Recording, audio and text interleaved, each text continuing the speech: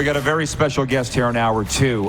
Coming up later, by the way, Mo Egger from ESPN Cincinnati to talk Bengals and Reds, but it just so happened that Ryan Straschnitzki is in town, his hometown of Airdrie, Alberta. But as we just got chatting, and we got him on camera here right now, Humboldt Broncos alum, Paralympic hockey player, Adidas brand ambassador, the busiest guy in town. Straz, welcome to the RP Show, bud. Thanks for having me. It's the first time we've met in person, so it is an honor to have you down here, man. Yeah, no, this is great. Easy location. I mean, I've never quite explored here before, but I'm going to come back for sure. Like literally like 10 minutes away.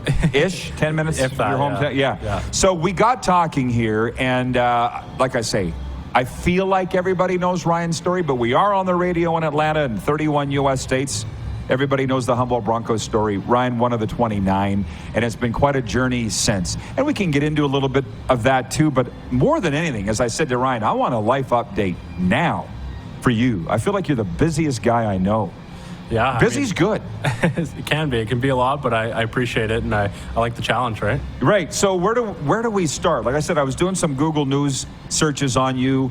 That's where I realized you're into a little bit of everything. Yeah. So maybe we should start there. Definitely, yeah. I mean, we can start with adaptive sports. I play sled hockey. I'm on Team Canada's development roster, which is the one right below the Olympic Paralympic roster.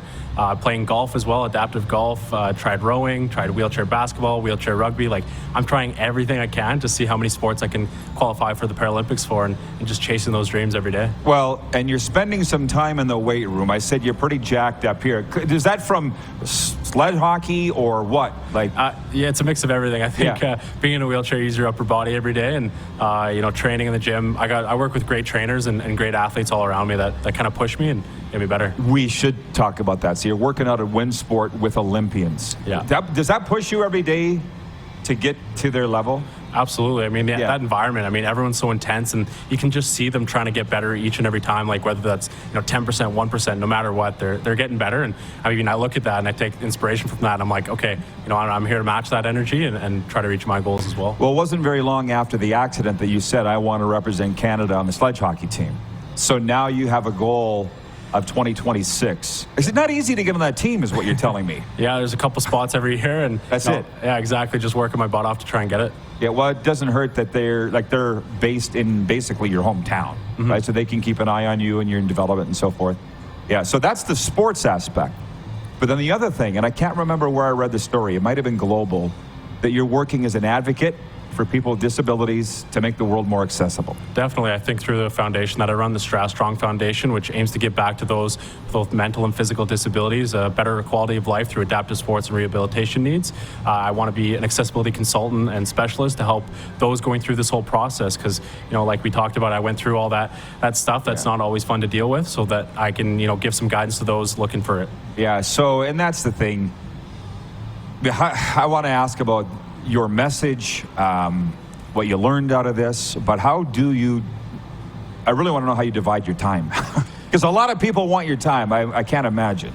I mean, I try to allocate it to know what's important. I have priorities, and obviously spreading the message and going on a show like this is super important, and we need more of that. So, aside from sports and all the recreational stuff I do, it's important to give back to the community and raise awareness. And again, thank you for the opportunity, because this helps spread the message. Well, and you got to be somewhere by noon, you said. So this is the floor is yours. I mean, so you have been given a platform to spread the message. What is the word that you do want to pass along? Let's do that right now before we get into other stuff. I think the biggest message that I've learned, obviously, throughout my hockey career was teamwork does a lot when you aim towards a common goal. But the biggest thing was that perseverance piece. When one door closes, another one opens. My entire life, that door shut on me all the time, and always had to look for other opportunities and put in more work and extra work and find alternative routes. And that was the key to my success. And it's going to keep leading me to success in the future, is continually finding those open doors. When opportunities shut down, there's always alternatives. Well, from the moment I saw you come through here, you had a smile on your face. You seem very excited about the future. Yeah. What has you most excited?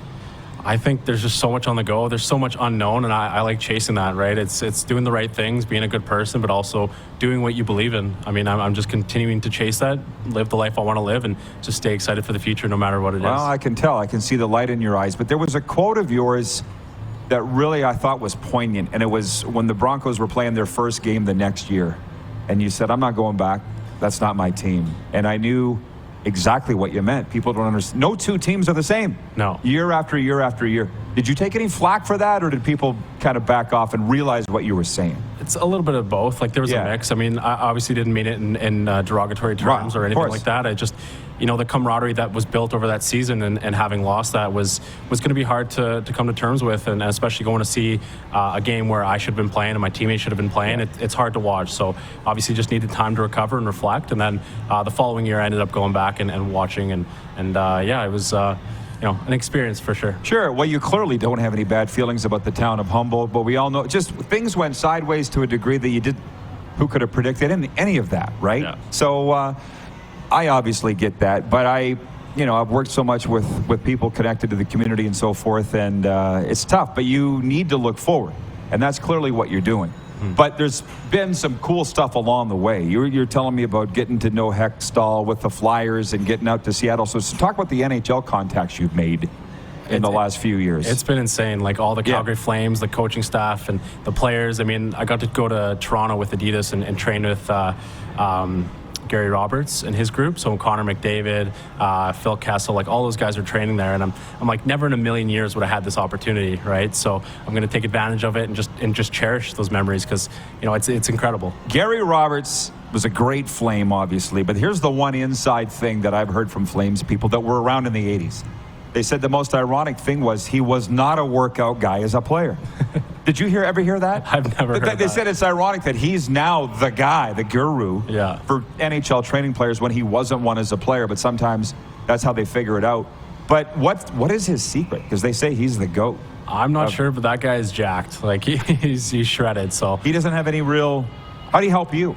He kind of gave me, some training programs. I told him how sledge works, like a lot of upper body, shoulder stability, all things like that. And he kind of came up with a workout plan within a couple days, and got me in touch with a nutritionist out there, and kind of got that experience of training like a professional athlete. So, I mean, he was the man. He helped me out. Well, you're wearing the Adidas gear too. I don't think we've talked about that. So what's your title? Brand ambassador with Adidas or something? Yeah, it was a sponsored athlete and then brand ambassador. So, my 4 years was up, I think, last month, and now we're working on extending that contract for another 4 years, and maybe diving into other sports besides sled hockey. Golf? Maybe? Yeah, Adidas golf for sure. That's in the works. How are you at adaptive golf, by the way? Explain that to me. So I have this Paragolfer machine that helps me stand up, and I swing with one arm to get more rotation. The game has gotten better since I started playing. I'm able to play from the whites and just play with friends and just get integrated back into the sport once again. So really fortunate, and I'm hoping to actually raise money for more adaptive equipment like this so that other people can play. Do you recall who did the news coverage on that? Because I saw that contraption out on the golf course. Yeah. Like, who did the story on that? You remember? There was a lot of stories on that. The guy named Bill Graveland with the Canadian Press, yeah, Canadian Press. And, he helped me out, and he kind of got the story going, and then everyone was asking about it. So that kind of got the idea and kind of sparked the ignition to try and raise funds to improve the game. The power of the media. And Bill's right here in Calgary, right? Yeah. So where do they manufacture these adaptive golf machines? So the one I just bought was actually in Germany. So I had to, obviously pay for that, pay for shipping. Came to Vancouver, had to work on getting a trailer out here. So it was a process, but now that it's at Heritage Point in Calgary, we can golf whenever. So talked about going to Toronto, training with the NHL stars, the Adidas thing, but that's not all. Talk about Philly, Seattle. What are we missing? Talk about those experiences. So I went to Philadelphia my third month of rehab after the accident, and right there it kind of sped up the process of me, working on living life with a spinal cord injury. From there I made bonds with the Philadelphia Flyers. They hooked me up. I got to tour everything and just made good friends with Ron Hextall and that group out there. And then Seattle was a recent trip I had with my long-term friend, and met up down there, and actually met up with Brian Burke and Ron Hextall when they were with Pittsburgh. Penguins guys, yeah. Yeah, I got to read the opening lineup for the Penguins, and got to give in the room. Yeah, in the room. Got to give fist bumps to Crosby, and that was incredible. Like, he didn't say much, but like that feeling of fist bumping him just got chills, right? He doesn't strike me as the most loud guy. No. Right? I mean, that fist bump, I just got chills. It was of crazy. Course. Yeah. So at this point, we can basically say you're a Calgary kid. Do you say you're a Calgary kid? Yeah. Who's your favorite NHL team? Has it changed through these experiences or no? So my favorite team growing up since 2006 was the Chicago Blackhawks. I was a Jonathan Toews fan. Yeah. So I watched him my entire life, and always cheered for the Blackhawks. We got a guy roaming through here today wearing a Blackhawks jacket. And it looks like team issued. It has number 58 on it. I don't know who the heck that would be. So, are you still a Blackhawks fan then? Yeah. That's still number one? Yeah, I stuck with them through it last year, and I'll continue to do so. So give me your read on where they're going. Obviously, I'm a Bedard guy. Yeah. So what do you think? Absolutely, like good talent, good prospects coming up. I mean, they brought in some veteran players this year coming in. So, I'm hoping within the next few years we can kind of make a jump for at least a playoff spot. So it's tough to say. It's so unpredictable and sporadic that you never know what's going to happen. But I think they're in the right direction. It's funny you mentioned Taves. Was he your favorite player? Yeah.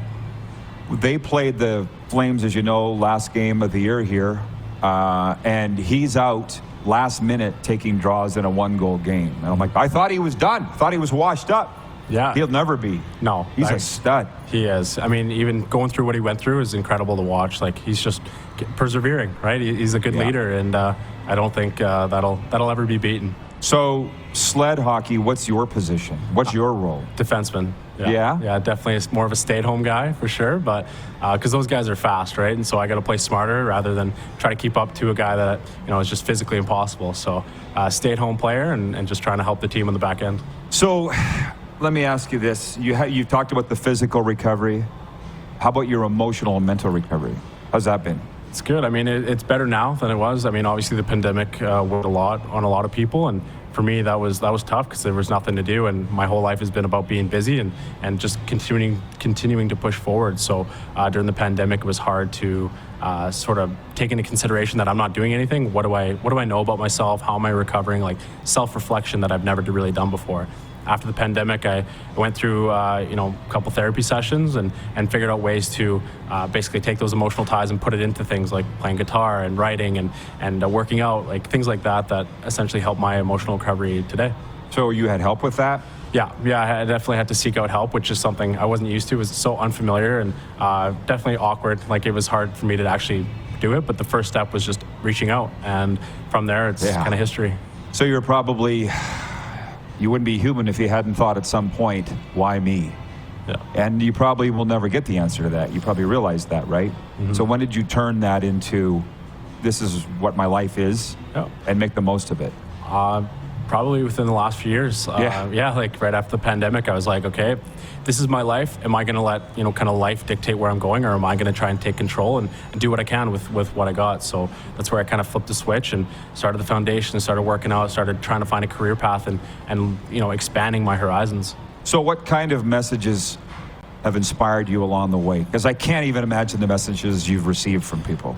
It's crazy. I hear stories, I hear messages. It's hard to sort of wrap your head around, but I just try to stick to that. When one door closes, another one opens. Mm-hmm. So even though I'm still striving for these goals, even if I don't make them, I know that there's alternatives and other open doors. Sure. But I mean, people reaching out to you saying, I had this tragic thing happen to me, but because you're not giving up, I'm not going to give up. You had to have had that. Oh yeah, I get that all the time, and I'm super fortunate, and those people are strong. Like, it's we're all in this together. It's not one story's greater than the other. It's everyone goes through something, and depending on how they handle it, right, you can be a winner or you can look at it as a failure. So all these people saying that my story inspired them is crazy to think about, because I'm just living my life, right? Just a normal guy. Exactly. Like a hockey player. Just always pushing forward. So So what is next for you? And when I say next, later today, next month, next year, what do you think? What are your goals? Just continuing to grow the foundation. We want to raise awareness for this, raise some funds, and give back to the community. I think that's number one. And on top of that, we're working on adaptive sports, right? Seeing how we can grow each and every individual sport and try to get into the Paralympics and show people that no matter the situation you're in, you can achieve your goals. So that's where we'll leave it, and I'll let you go because you have another appointment. How can people look up your foundation, help your foundation, and that kind of thing? Yeah, so it's the StraStrongFoundation.com, STRAZ strongfoundation.com, and then right there is access to everything, whether that's public speaking gigs or you want to find out about our charity golf tournament at the end of August. Feel free to check it out and get some teams involved. But thank you again for having me on. Well, absolutely, Ryan. Big fan, obviously, watching you closely, and you're winning, man. That's what I love. And we should mention Cammie, how great she is, that she's the reason you're here. Yeah. So how did that come about? Cammie Kepke, the global sports icon here in Calgary. She's great. I mean, she helped me out from the start. She was kind of doing everything since my recovery period after the accident. We've kept in touch and always run into each other at events, and she's helped me out. So she's amazing, and she's the best. Don't let her go. No. Real hard worker. Straz, all right, continued success, man. Can't wait to watch you in the Olympic. Thank you. All right, Ryan Straschnitzki joining us here at Century Downs Racetrack and Casino.